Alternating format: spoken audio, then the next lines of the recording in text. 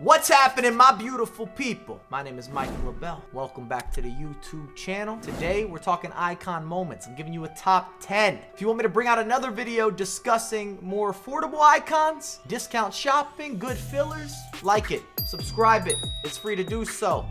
And in the comments, do you agree? Do you disagree? Many of these players, in fact, all of them, have dropped significantly in price because we're in the later stages of the FIFA life cycle. We're starting to look into the future. FIFA 22 could be a play on words. And I've got something special before we begin. We have an unboxing, boys. Big shout out to Puma for sending these over. You make the pickup, the faster football pack. Look at that. Oh, that is lightweight goodness. And it might look as if those have been used. They have. I put them into motion. You can also pick them up at Dick's Sporting Goods. Easy grab. The last few years, I've been circulating a bunch of the Puma boots into my collection, into the rotation. And did I mention that we got flavorful on the pitch? Roll the clip!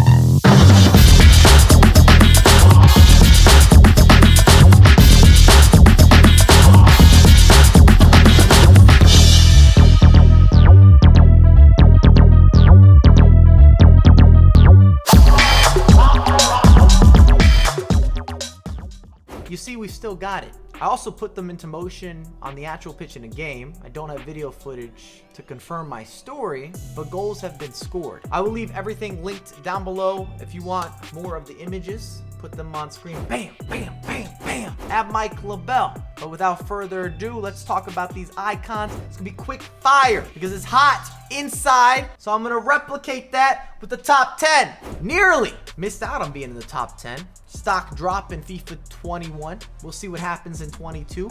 Eusebio, the Portuguese legend, goal scorer for many years, constantly feared. This is still a good group to be around, but I think most of us would always have had him as a top 5 icon in general. You see Eusebio, you start second guessing, pump faking. Your thoughts are everywhere. You're nervous defensively. You know what he offers, what he brings on the virtual pitch. He is the Terminator, unconscious, can shoot from anywhere, you name the angle. This year, there's been a regression. Why? I have no idea, but he's still top tier. We just have such large expectations that he's not in the same amount of rotations when you're getting into some of these price points. Understood.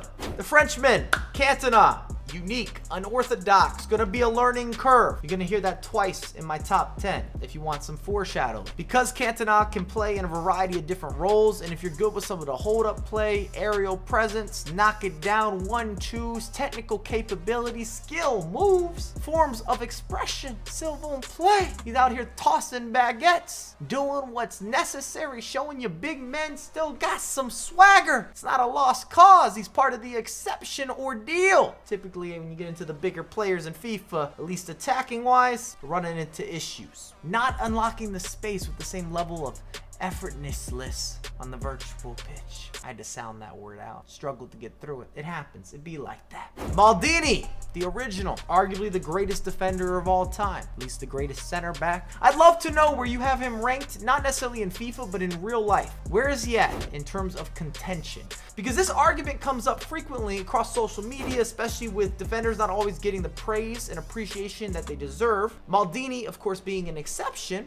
I talk about Ramos as well. Come on, decorated career. Also with his offensive variation, dynamic capabilities. This has nothing to do with this Maldini foot item, but he's gonna lock it up, set up shop. I should have put together a criteria because none of this is based on price point, only performance. Don't think of this as a value list. Think of this just being what you're buying into and what you're getting on the virtual pitch in terms of output. Also, you get what you pay for in many regards. Am I biased? Perhaps, but Dino's there for me. I enjoy the experience. Whew, the movement, and he's always had a certain animation that was a little bit different. I feel as if throughout some of the years where Dino was of course a cover star and you had the motion captured movements that were very personal to Dino, that's never left. That's continued. Therefore, when you hit an Elastico, when you have a body feint or your body shifts weight with Dino in particular, it just has a little bit of a different different flavor. It hits in a manner that only applies to Dinoism. And when you get to the top level item, such as his prime icon moments, premium.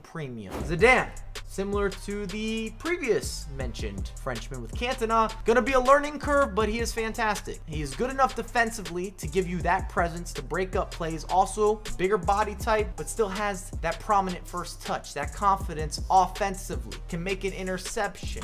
Roulette god, not a goddess. Brought us many moments of fantastisch, as Wayback would say, on the actual pitch. And I feel as if it translates really well on the virtual pitch, but it does take a little bit of time to get used to using Zidane for whatever reason. I feel that it deals with some of his structure, body type with, once you've got it down packed, you understand what you've purchased into and the investment that's been made. Cruyff, Johan Cruyff turns. This has been a year where he's actually been on the up and up. In any of the previous installments, I would always have Eusebio in front of Cruyff. So you're seeing that transition. We're seeing an upward trajectory. And you could ask, and you might, well, why is that? I don't necessarily feel that Cruyff got better, but the importance of 5-star skills was more emphasized in FIFA 21 and played a larger factor when you're looking at getting through some of the final third. And that's another reason that we had Eusebio on a bit of a stock drop. Some of you won't have him in the top 10. I'm not sure what number. I don't know where you're gonna rank him, but I can see the comments now. If you can give me a top 5 or a top 10, I would love to critique what you've put together